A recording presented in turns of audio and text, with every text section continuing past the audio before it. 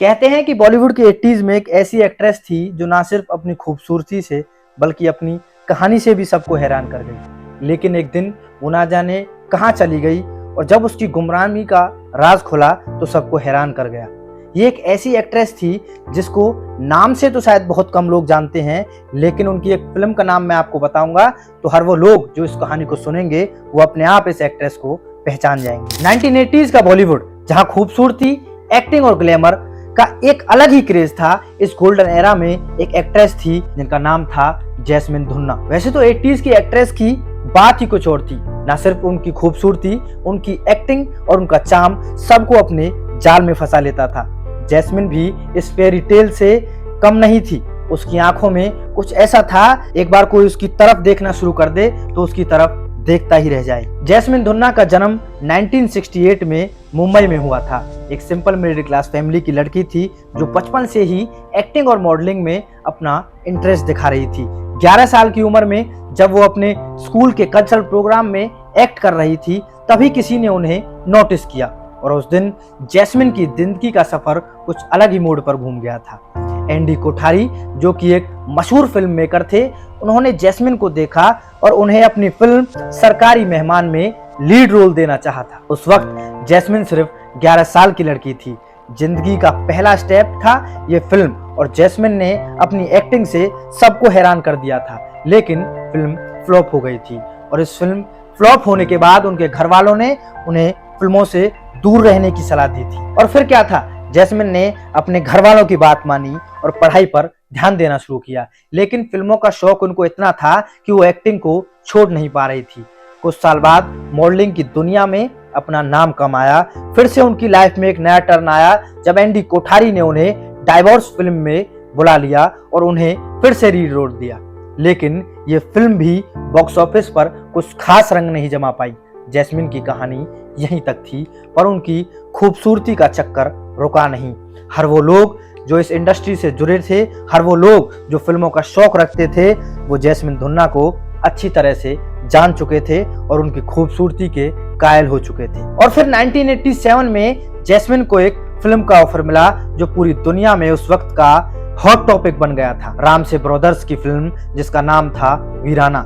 ये फिल्म एक horror film थी और इसमें जैस्मिन को भटकती रूह का रोल मिला था। जैस्मिन की खूबसूरती और बोल्डनेस ने फिल्म को हिट बनाया। लेकिन इस फिल्म के बाद कुछ अजीब हो गया।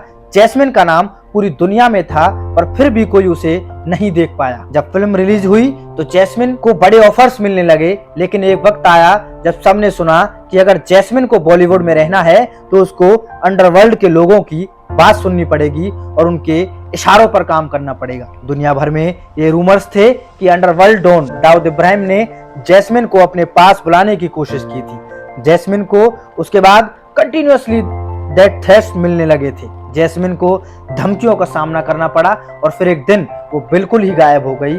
आज तक किसी ने उसके बाद जैस्मिन धुन्ना को देखा नहीं। कई लोग ये कह रहे थे कि जैस्मिन को किडनैप कर लिया गया है, तो कुछ ने कहा कि वो अपनी जान बचाने के लिए अलग ही जगह पर जाकर छुप गई थी। वो नहीं चाहती थी इन थ्रेट्स को मिलने के बाद कि वो आगे से कोई फिल्मों में काम करें। और आज तक जैस्मिन की गुमनामी पर कई थ्योरीज आगे आ रही हैं। पहली थ्योरी ये थी कि जैस्मिन को दाऊद इब्राहिम के लोगों ने किडनैप कर लिया था। क्या ये सच है? क्या जैस्मिन धुन्ना वाकई में ही दाऊद इब्राहिम ने जिस एक्ट्रेस को पसंद किया था उसने अपने गुर्गों से कहकर जैस्मिन धुन्ना को किडनैप कराया था, या फिर उनका एक ही अपना डिसीजन था कि अपने आप को इन सब से बचाने के लिए उन्होंने अपने आप को फिल्मों से दूर कर लिया था? क्या वो एक अलग जिंदगी जीने के लिए चली गई थी? दूसरी थ्योरी ये भी थी कि जैस्मिन ने अपना करियर खत्म करने के बाद किसी और जगह अपना नया जीवन शुरू कर दिया जहां कोई उसे पहचान ना सके। और जब बात हुई रामसे ब्रदर्स के इंटरव्यू की तो उन्होंने एक अलग ही बात उस इंटरव्यू में कही थी। श्याम रामसे ने एक इंटरव्यू में ये कहा था कि जैस्मिन अभी जिंदा है और वो अपनी माँ की देखभाल कर रही थी। उन्होंने ये भी बताया कि जब उनकी माँ का इंतकाल हुआ तो जैस्मिन ने अपने आप को फिल्मों से बिल्कुल दूर कर लिया। अपनी माँ के इंतकाल के बाद जैस्मिन बिल्कुल ये नहीं चाहती थी कि वो फिल्मों में दोबारा काम करें।